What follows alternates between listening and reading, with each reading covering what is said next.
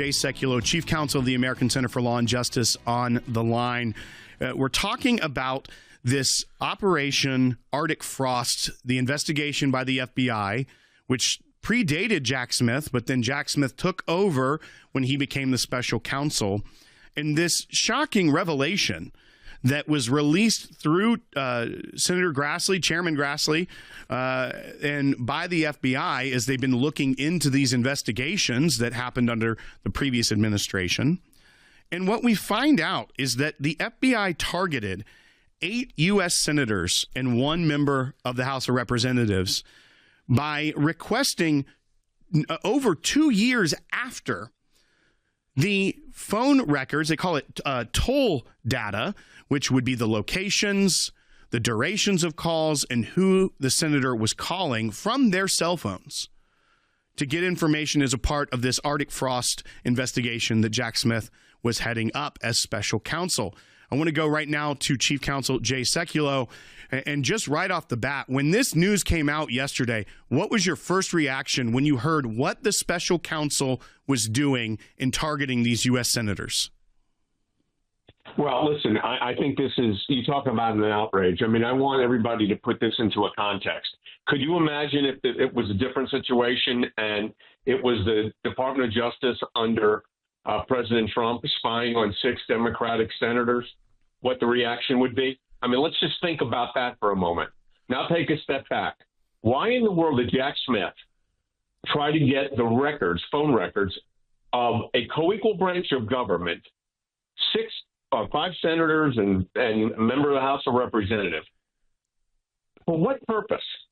Now, he targets this around the January 6th time because he was concerned that maybe these senators were ones that were going to vote not to certify. Let's assume that was true, just for the sake of argument.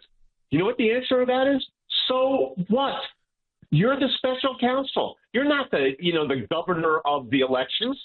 And a sitting U.S. senator can vote any way they want. They're elected, and if you don't like the way they vote, you vote for somebody else. But this action by Jack Smith, I think, just typifies what was going on with the weaponization of the Department of Justice. And I'll tell you who needs to be held accountable here: Jack Smith. And I asked our team yesterday to start a process of, we'll start with a FOIA, Freedom of Information Act request, to find out exactly whose idea Arctic Frost was and what they were up to. But this should be sending shockwaves to members of Congress, Republican and Democrats, that a special counsel was going after them.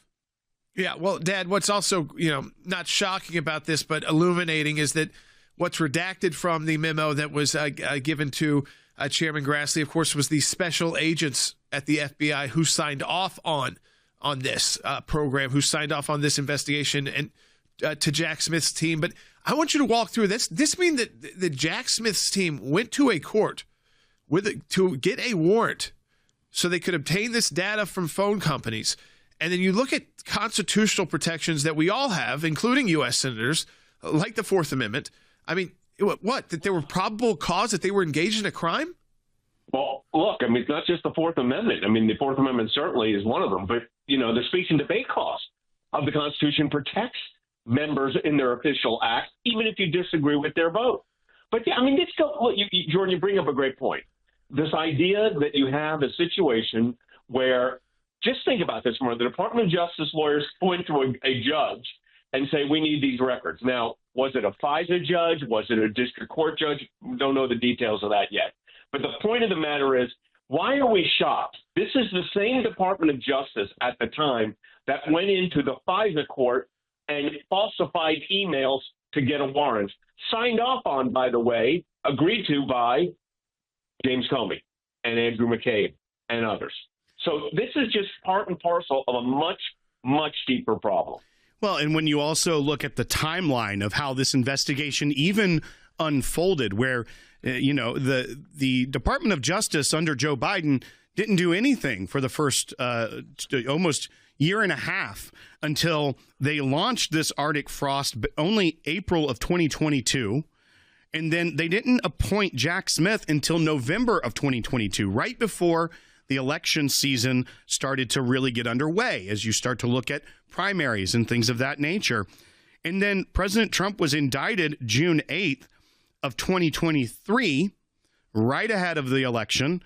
These records weren't requested by Jack Smith and his team until September 27th of 2023, just under a year from an election. And you start to wonder, when it's only Republican senators being targeted, obviously with the nature of that you would expect that is what would happen because it was a politically motivated investigation. But you start to really question even more election interference when not only are you going after the person running for president, but also members of Congress that are against the party that was in power at the time. It raises a lot of questions about what the political motivations were. For full shows, live and on demand, it's Salem News Channel.